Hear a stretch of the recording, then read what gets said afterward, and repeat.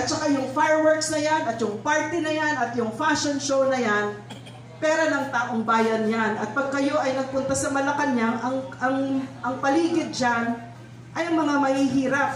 May squatters area dyan. Sa madaling salita, wala silang pakialam.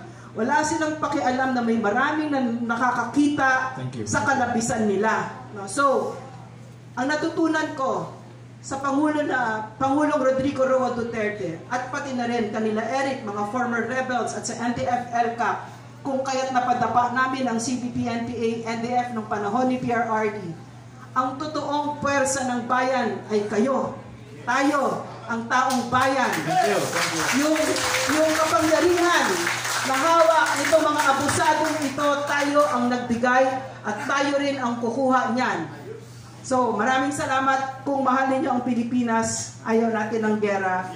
At hindi na ito dapat matuloy pag kinuha natin yung kapangyarihan yan sa isang abusado at arrogante at corrupt na president. Yes. Thank you.